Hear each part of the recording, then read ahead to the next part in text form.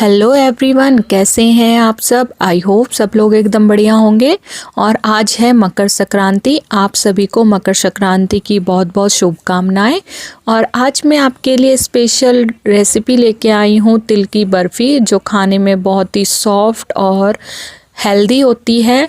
तो चलिए बिना किसी देरी के स्टार्ट करते हैं आज की रेसिपी को। और यहाँ पर मैं ले रही हूँ कुछ ड्राई फ्रूट्स में मैंने लिए हैं काजू, बादाम, नारियल, तिल और गोंद हमारे लिए बहुत ही फ़ायदेमंद होता है। जैसे कमर में दर्द होता है तो उसके लिए बहुत ही अच्छा होता है। तो यहाँ पर सबसे पहले मैं कढ़ाई में डाल दूँगी 2 चम्मच घी में सबसे पहले हमें गोंद को भूनना है। तो गोंद को एक साथ नहीं, थोड़ा थोड़ा करके कढ़ाई के अंदर डाल के इसको भूनेंगे।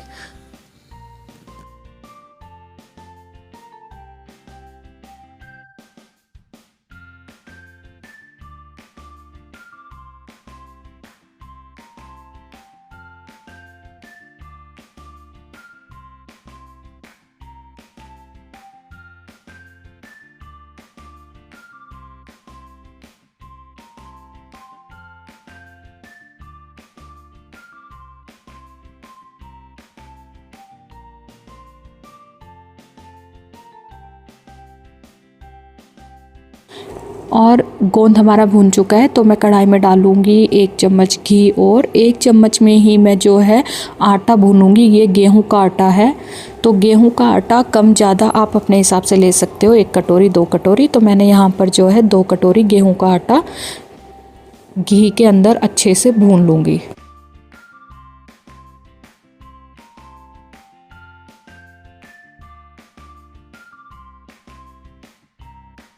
अब मैं दूसरी साइड चाशनी बनाऊंगी शक्कर की।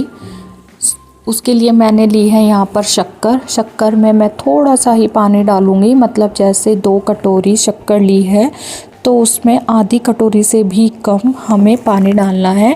फिर उसको अच्छे से पकाना है। तो इधर मैंने थोड़ा सा पानी डाला है बस। तो इधर मेरा आटा भी भुन चुका है।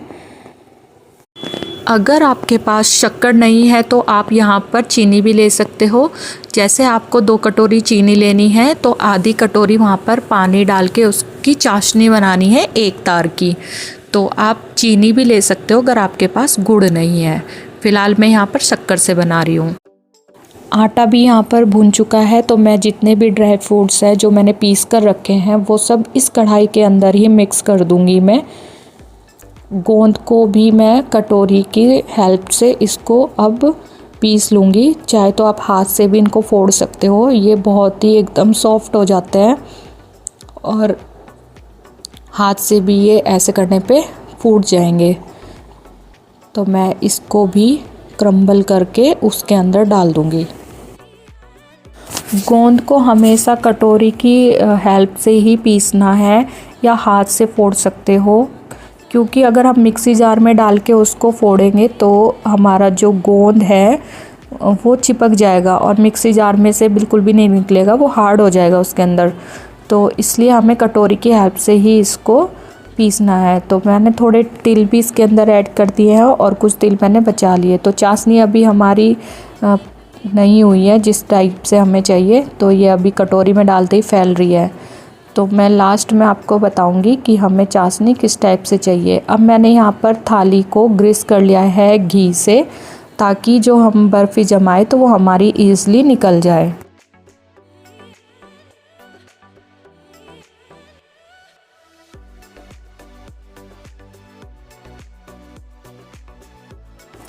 अब मैं आपको दिखाती हूँ। चाशनी मेरे को थोड़ी कम लग रही थी तो मैंने 1 कटोरी शक्कर और डाली है। तो अब मैं आपको चेक करके दिखाती हूँ कि हमारी चाशनी किस टाइप से हो गई है। तो पहले जब मैंने चाशनी को डाला तो आपने देखा था कि वो फैल रही थी। अब ये जो पानी में डालते ही इकट्ठी हो रही है।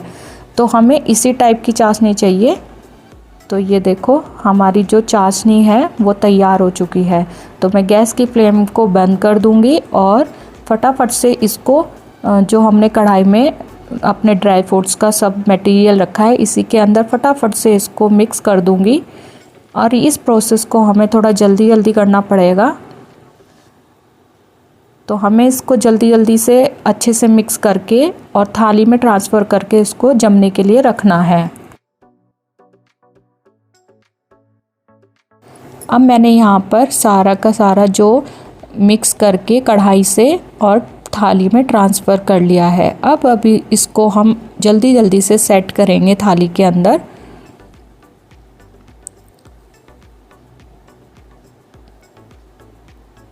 तो यहाँ मैं अच्छे से इसको दबा दबा के इसको सेट कर लूँगी और ये तुरंत ही ठंडा हो जाता है। तो आप इसको आराम से साथ के साथ हाथ से भी छू के मतलब हाथ से भी दबा के कर सकते हो। तो मैंने पहले तो इससे किया है, तो मैं इसको अब हाथ से ही सेट करूँगी, अच्छे से दबाऊँगी इसको।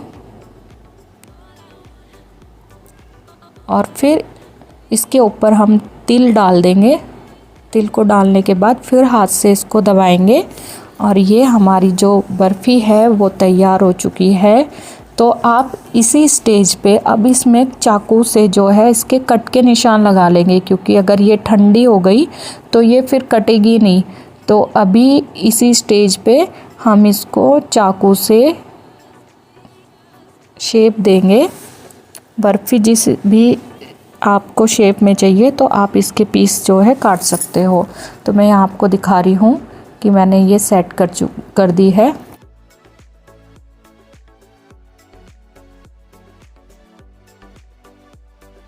अब मैं इसको चाकू से काटूंगी तो ये आराम से कट जाती है। ये हल्की हल्की ही गर्म रहती है तभी कट जाएगी। अगर ये ठंडी हो गई तो नहीं कटती है, टूट जाएगी, बिखर जाएगी। तो इसलिए हमें जब ये थोड़ी हल्की गर्म रहे तो हमें तभी इसको काट लेना है।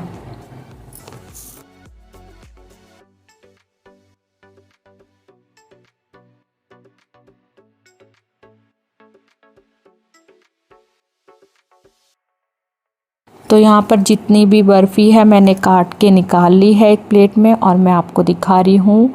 कैसी लग रही है बताओ। ये खाने में बहुत ही अच्छी लगती है और देखने में जितनी अच्छी लग रही है उतनी खाने में भी बहुत टेस्टी है। तो मैं इसको तोड़ के दिखा रही हूँ कि ये कितनी सॉफ्ट बनी है।